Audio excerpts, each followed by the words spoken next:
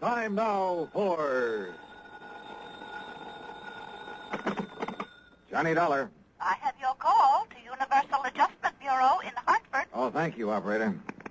Hello. Pat McCracken. Johnny Dollar, Pat. Oh, Johnny, I've been trying to reach you. Yeah, I'm in Sarasota, Florida. Oh? Been down here the better part of a week and just thought I'd check to see... Johnny, I'm glad you called. Can you grab a plane out to the West Coast? Don't see why not. Good.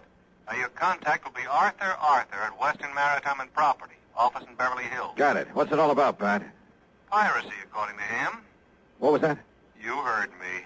Now, for a second there, I thought you said piracy. Maybe you'd better go out there and see him, huh? Yeah, but I still don't believe it.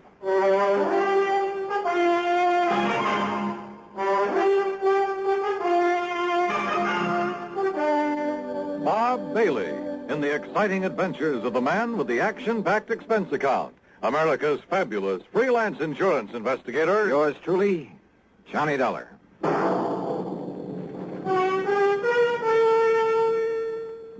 Welcome, William Bendix. Nobody can act up to par with a nasty cold. I check my cold distress the fast way, with 4-way cold tablets. Yes, tests of 4 leading cold tablets proved 4-way fastest acting of all.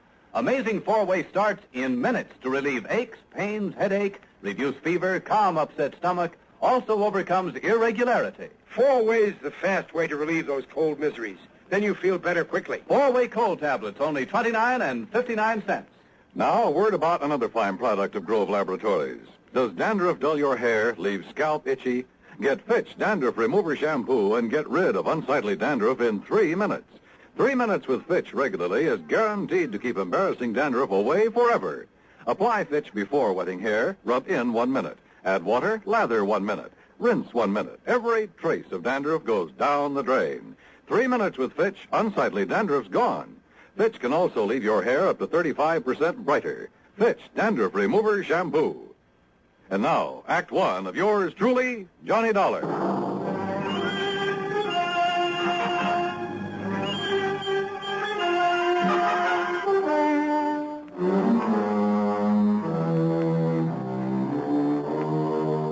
Expense account submitted by Special Investigator Johnny Dollar to the Western Maritime and Property Insurance Company, Beverly Hills office.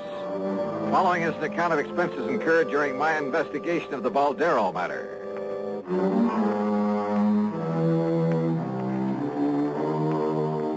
Expense account item 1, $146.85, plane ticket to Los Angeles. Earl Poorman, with whom I just finished working on a case, drove me from Sarasota to the International Airport in Tampa.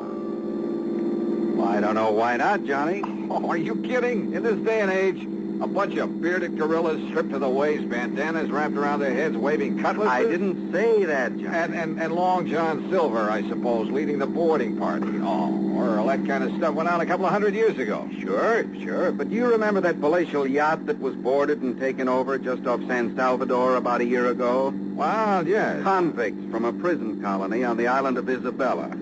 They had control of that yacht for 3 days, Johnny. And when they left, they took along everything of value they could get their hands on. Yeah, I remember. You don't call that piracy? Well, maybe so. You think that's what happened in this case? There's only one way to find out. The flight to Los Angeles was uneventful. Thanks to the time zone differential, it was only 4:30 p.m. when I arrived. Item 2, $6 even for a cab to the Beverly Hilton, where I parked my bags. Item 3, 10 cents for a phone call to Arthur, who, if I remember correctly, was quite a character. Good insurance man, but, a character. Item 4, 75 cents for a cab to his office on Wilshire Boulevard. Yes, it all happened somewhere off the coast of Mexico. Mr. Baldeston and his party were just cruising around. They were just taking life easy. Baldeston is the owner of the yacht? H.V. Baldeston. Oh, he's a big stockbroker. He lives here in Beverly Hills at 3124 North Roxbury Drive. And what's the name of his yacht? The Baldero. Oh, it is a tremendous thing. It's over 100 feet from stem to stern. Wow. It's 100 Where is it now? feet long. Arthur, where does he keep it now? Where does he keep it? Oh, at his dock. He's down there in Balboa. Oh, you know where Balboa is. Yes, I know. Oh, one of the nicest places by the ocean in all of California. Yes. Now, Johnny, if I ever wanted to retire, that would who be were the guests on board? Well, let me see. His wife, of course, and Mr. and Mrs. Gerald Hooper, and young Richard Spidle, and Lee Wilway. Just cruising around, huh? Yes, but they'd planned to sail on up to San Francisco for that big charity ball up there on the 30th. Oh. That's why they all had their finest clothes and most expensive jewelry with them. Oh? Yes, sir. $394,000 worth of jewelry. Stolen. Oh. Yes, plus a few other things, too. Mostly silverware, things like that. Actually, it was reported to me by one of the guests on the yacht. These pirates simply pulled alongside in the middle of the night, held them at gunpoint, took the stuff and left. That's right. There were two of them. Oh, my, they must have been horrid fellas. Just where off the coast of Mexico did this happen? Well, I'm not quite sure. Mr. Baldeston was, he was kind of vague about where it happened. You know, he's kind of vague. Maybe I better talk to him. Yes, by all means, John. Yeah. All right, I'll see you later. Item 5, $50, deposit on a rental car. I drove to the Baldeston's home on North Roxbury. It was a tremendous place in one of the most wealthy parts of Beverly Hills. A snazzy-looking sports car was parked in the broad driveway, and as I walked up to the front door, another car, a big sedan, pulled in the drive. A heavy-set, well-dressed, rather nice-looking man of about 50 got out of it and came over to me. Are you looking for someone, young man? Well, I believe this is the Baldeston residence. That's right, and I'm Harry Baldeston. Oh, well, my name is Dollar, Mr. Baldeston. Johnny Dollar, the insurance investigator that Mr. Arthur sent for? That's right, sir. Well, come in. We'll have a cocktail or two. I understand it's that time of day, and I'm sure you won't object. Not a bit. Good. And I'll tell you all about the unfortunate affair aboard the Baldero. Happened just night before last, you know. So I understand. But I'm not quite clear as to just exactly where you were when it happened. Down off the Mexican coast, Dollar. Sit down. Thanks.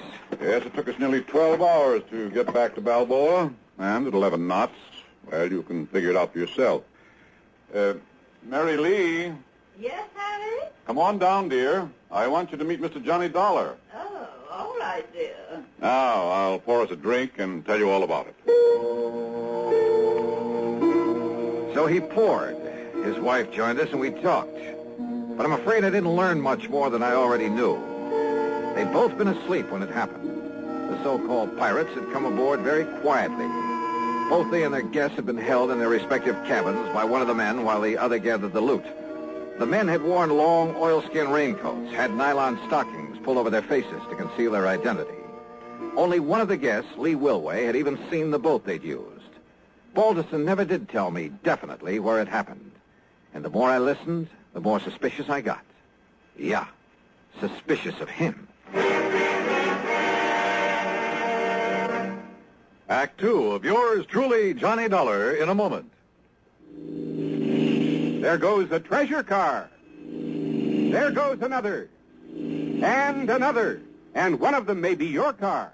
Yes, folks, you may have a Fram treasure hunt filter in your car worth $1,000 and not even know it. A Fram filter worth 1,000 silver dollars. A filter change is important to today's cars, so important that Fram Corporation, in conjunction with its silver anniversary, is paying $60,000 in cash to get you to check your filters now. Last year, 10,000 secretly numbered Fram filters were distributed all over the United States and installed in cars during regular servicing. These filters are worth from $1 to $1,000. You may have one in your car and not even know it. A Fram filter worth 1,000 silver dollars. Check your oil filter and air filter now. If there's a specially numbered Fram filter in your car, you will win up to 1,000 silver dollars, and your dealer will win the same amount. Get in on Fram's big silver treasure hunt. Check your car filters now. And now, Act 2 of yours truly, Johnny Dollar and the Baldero matter.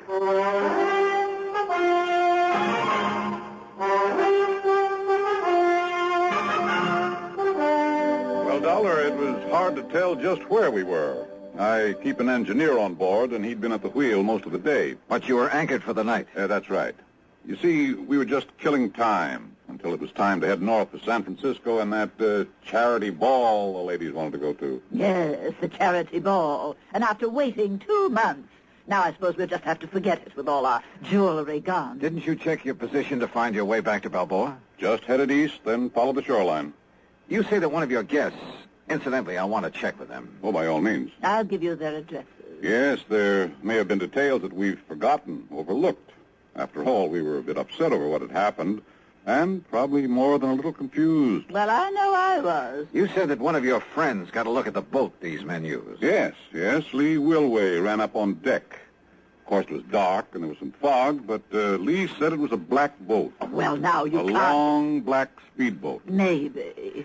By the time the rest of us got up there, it had completely disappeared. Then I had Beacon start the diesels, and we made the run back to Balboa. You notified the Coast Guard, of course. Not until he got in. What? Well, Lee had been fooling with the radio earlier. The rest of us were in the main cabin playing cards.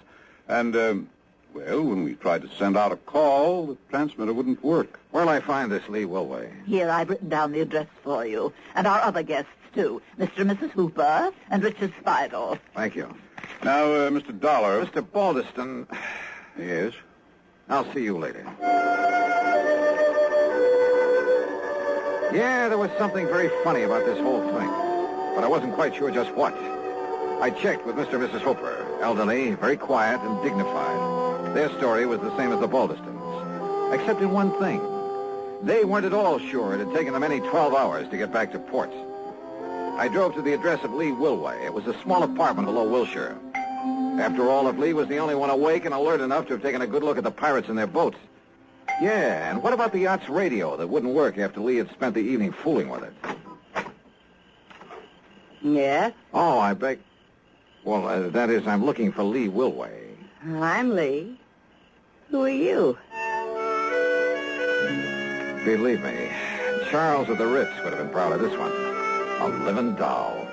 23 or 4, she was tall, slim, and a pretty face topped with red hair that looked oh so carefully disarranged. Yeah, she was a beauty. And yet, as we talked, I couldn't quite picture this gal on a yachting trip with the Baldestons. Gee, no, I haven't the least idea where we were when it happened, Johnny. It could have been a million miles out to sea, but if Baldy... Mr. Baldeston says it took us 12 hours to get back. It must have taken us 12 hours. And you're sure you didn't recognize either of the men who boarded the yacht, Lee, huh? No, I certainly didn't, but I saw the boat they had. It was a long black one. Solid black? Solid black. Did anyone else on board see that boat? No, at least, I don't think so. What did you do after they left? Went up to the bridge to the radio. Didn't they tell you? To call the Coast Guard? Well, yeah, sure, only... They said you were at the radio earlier. Yes, just listening. But after it was over and I tried to call the Coast Guard, well, it just wouldn't work. Like another drink, Johnny? The Baldestons and Hoopers were playing bridge earlier. Yes. Look, Johnny, have you had dinner yet? Where were the other guests? Dickie boy? Yes, Dick Spidle. No, I don't know. And what did he do after you were boarded and robbed? He was probably down in his cabin with his head under the covers, scared to death. If he had any nerve, he could have stopped them, too. What do you mean? Well, his was the one cabin they didn't go into. They didn't bother him. And he knew there was a rifle they used for shooting sharks. He knew it was on the rack just outside his door. And if he'd come up shooting with it, why, those pirates would have jumped overboard and run for home. I'll just bet they would. Apparently you don't think much of this Dick Spidle. Would you? Acting like that? Doing nothing when he could have? Incidentally, when I stopped at the Baldestons, I saw a sports car outside. Oh, yeah. Isn't that a dreamboat? It's Larry's. Who's Larry? Larry Baldeston. He's my... Oh, gee, Johnny, I'm getting hungry. Why don't we have another drink and then have some dinner? Sorry, but I'm afraid I can't. I'm not used to being turned down, Johnny. Well, I'm sorry, but there are a couple of people I've got to see. Oh, like who? Your friend Dick Spidle, among others. Oh. I'll see you later, Lee. I'll be here, Johnny.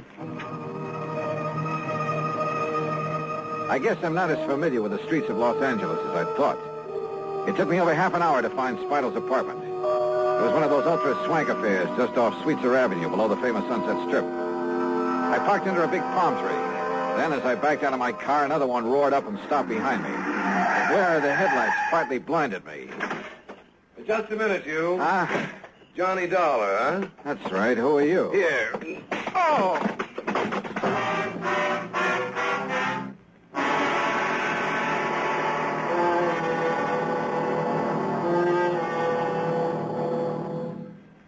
Act 3 of yours truly, Johnny Dollar, in a moment.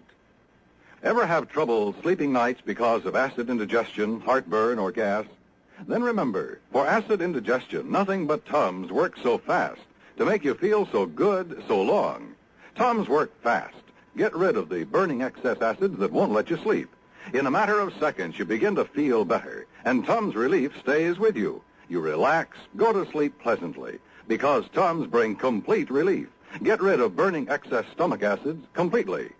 Nothing but Tums works so fast to make you feel so good so long. So when acid indigestion keeps you awake, take Tums. Keep a handy roll of Tums on the night table within easy reach. And remember, there's no mixing or fixing with Tums. You don't even need to get out of bed. Get the very best. Get Tums, 10 cents, 3-roll pack, a quarter. Or get the new 6-roll pack with free metal carrier, only 49 cents. Always carry Tums, T-U-M-S. Keep your tummy under Tums control. And now, Act 3 of yours truly, Johnny Dollar. The headlights of my attacker's car had partly blinded me, but I'd seen enough of it to know it was the same one I'd seen at the home of Mr. Balderston. Yeah, his son Larry's. But I came to find myself parked behind the wheel of my own car. And lying on the seat beside me were 5 crisp $100 bills and a note. Take this money and get out of town, it said. You have no case anyway because the things that were stolen off the yacht have been returned. So you may as well leave while you have your health. No signature. There was only one person in the world I wanted to see at that moment, Larry Balderston. But I felt a bit rocky, and since I was at the front door of Dick Spidle's apartment, since I'd really come to see him, and if I was lucky, he might have a good stiff drink handy. Feeling better now, Mr. Dollar? Yeah, I am. Thanks, Dick. It's Richard, if you don't mind. Oh, yeah, sure. But go on with what you were saying. Well, the whole thing was absurd, of course. But the only reason Mrs. Balderston insisted on taking Lee on that yachting trip and to the charity affair, and of course I was supposed to be her escort, was to shame her, to show her up. How do you mean? Well, after all, in spite of her beauty, she is a rather common person, rather cheap. So Mrs. Balderston hoped that facing her with the ladies and gentlemen who attend the ball would embarrass her. Oh, I see. And that she'd realize she has no place among people like ourselves. People like you are just too good for her. Well, to put it bluntly, yes. In any event, Mrs. Balderston hoped it would break off this rather sordid romance. Romance? She and Lawrence Balderston. Larry, she calls him. And Lee is only after his money.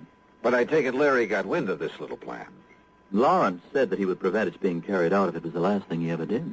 So he staged the piracy bit. Oh, I'm sure it was he. He's always done silly things like that, Mr. Dollar. Rich, headstrong, spoiled as he is.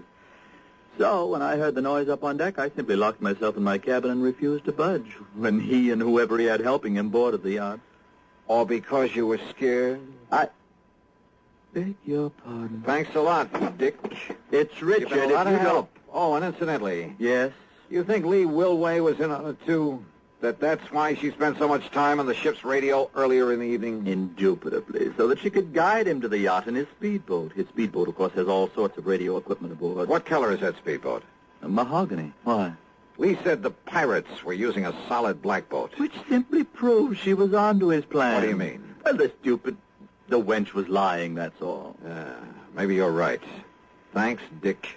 It's Richard, if you don't know.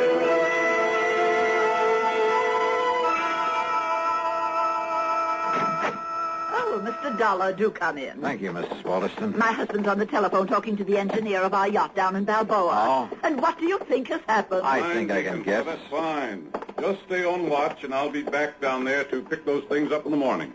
Goodbye. It's true, Mary Lee. Oh, splendid. Whoever took them from us returned everything to the boat. Everything is... Oh, Mr. Dollar. Did you hear that? Yes, I heard. Where's your son, Larry, or Lawrence, or whatever you call him? Larry? Well, as a matter of fact, Oh, the dear boy came in just a little while ago. Where is he? In the study, I believe. He said he had a call to make on the other phone. Thanks. Why, what's wrong, Mr. Dollar? Mr. Dollar! Yes, I saw you through the window, Lee, trying to make up to that guy Dollar. And let me tell you this. Let me give you this. Ooh. Larry, what is it? Want some more, Larry? Yeah. Now, listen, Dollar. Well, if that's the way you feel about it, you and that family of yours can... Well, I'm set up. I said, do you want some more, or do you want to start talking? Okay, I did it. I rigged the whole thing, Jimmy Driscoll and I, because I was fed up with the way Mother was trying to run my life. Lawrence, dear. Yeah, but maybe she was right about Lee, after all. Of course she was, son. Why, of course, dear. But now, look, Dollar, if you think you can get away with barging in here and slugging me... Oh, you... Yes, why? You want more? Terrible. Oh, my God, you big brute. Enough, Larry, huh? You had enough? Yeah, okay, Dollar. Okay. Sorry, Mr. Balderston, but I kind of owed it to him. Dollar, I've been hoping somebody'd do that for a long time. What? Sure, I've spoiled him, too. It's been my fault as much as his mother's. My fault? But I never had any idea he'd carry things as far as he did. Of course, if you like, sir, I could prefer assault charges for his attack on me earlier. No, I don't think it'll be necessary. And I'm much obliged to you. But my poor boy... Just leave him alone, Mary Lee. Oh. And suppose you leave us alone while I settle things with Mr. Dollar.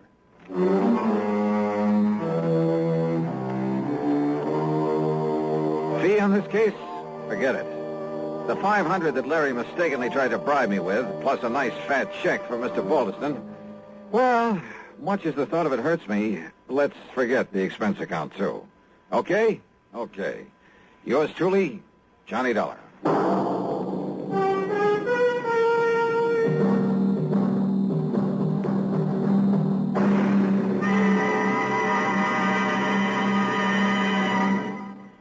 Our star will return in just a moment.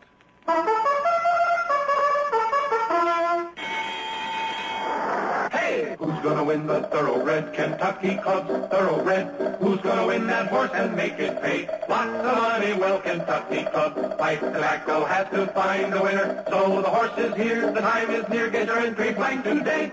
Yes, enter the annual Derby Day contest sponsored by Kentucky Club's 9 brands of pipe tobaccos. First prize, a thoroughbred bay colt, son of famous oil capital, who won over $580,000.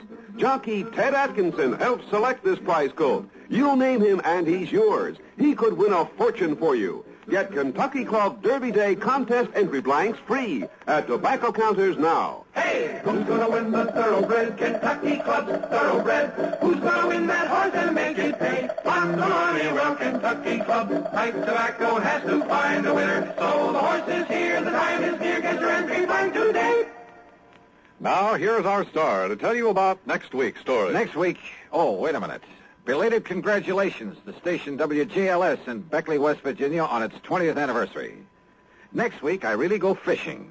Yeah, for a body in the middle of Lake Mead. Join us, won't you?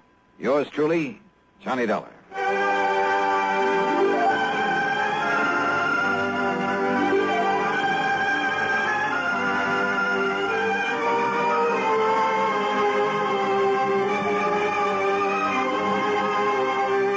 Yours truly, Johnny Dollar, starring Bob Bailey, originates in Hollywood and is written, produced, and directed by Jack Johnstone. Heard in our cast were Virginia Gregg, Eleanor Audley, Vic Perrin, Howard McNear, Larry Dobkin, Will Wright, Carlton G. Young, and Jack Edwards. Be sure to join us next week, same time and station, for another exciting story of yours truly, Johnny Dollar. This is Dan Coverly speaking.